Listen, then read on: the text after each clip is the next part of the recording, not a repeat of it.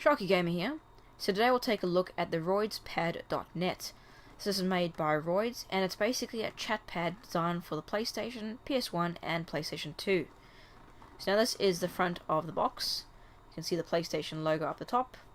In the center you've got a nice image of the controller itself.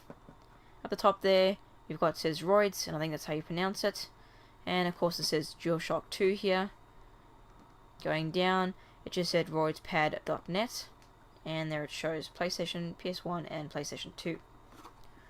On the side, it doesn't really need anything much more, just has the same sort of PlayStation requirements sort of thing. On the other side, again, doesn't really have much. And the top and the bottom really just have a roydspad.net name.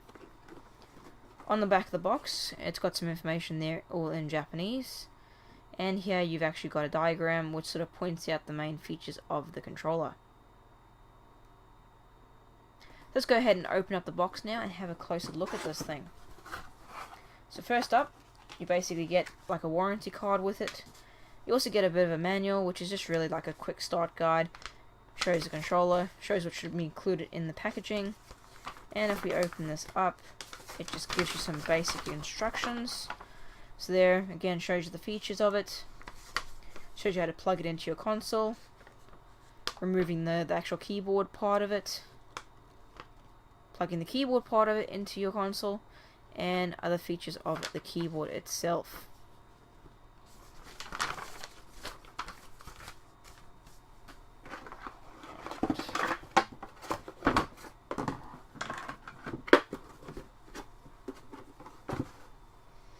Alright, so first up, you can see the cable. It's a fairly long cable, so there's plenty of cable room there for you to run from your console to where you're sitting on the couch or chair or wherever you're sitting.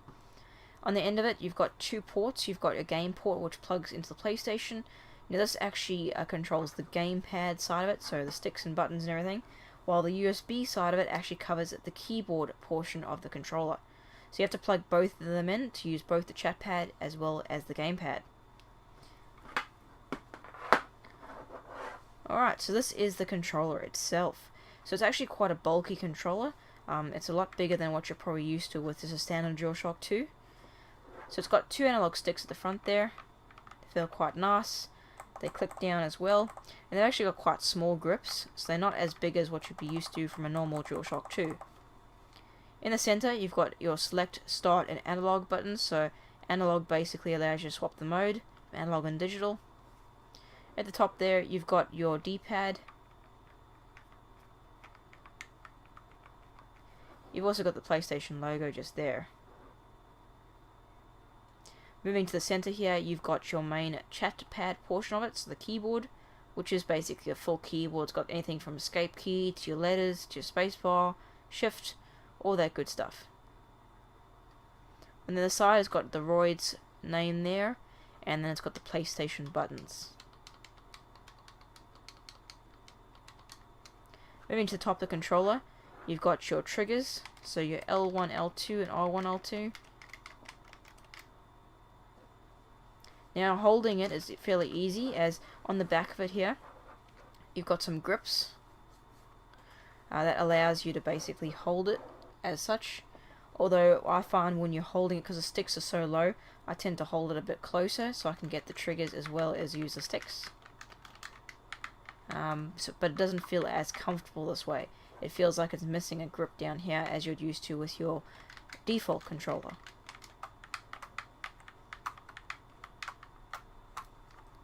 Other than that though, it's pretty cool. It's got your chat pad here, so you can easily be playing your game and then go and chat. You can either use something like this and holding it, or you can just press it like this and start pressing what buttons you need to press.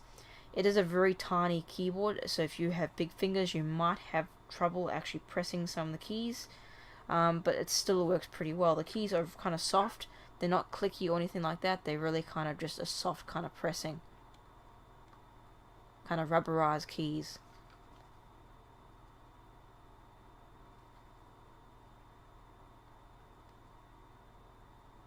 And the good thing about this is also is that you can remove the keyboard completely if you don't want it.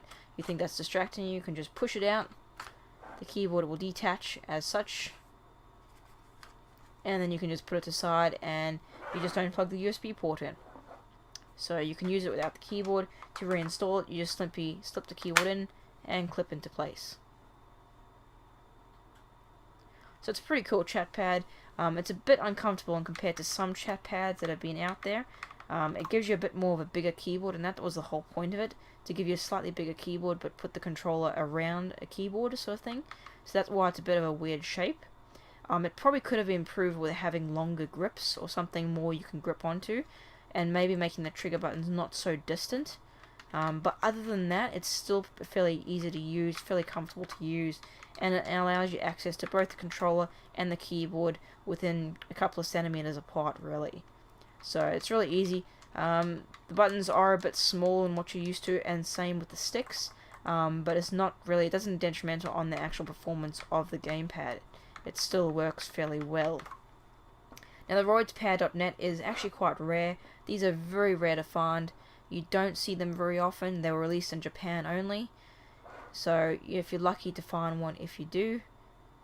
And of course, like I said, it depends if this is really the kind of style of chat pad you're after, as there are a lot more comfortable chat pads after there, although you are sacrificing, because those ones you generally have a smaller keypad, a keyboard on it. I'll give you a quick close-up of the controller again.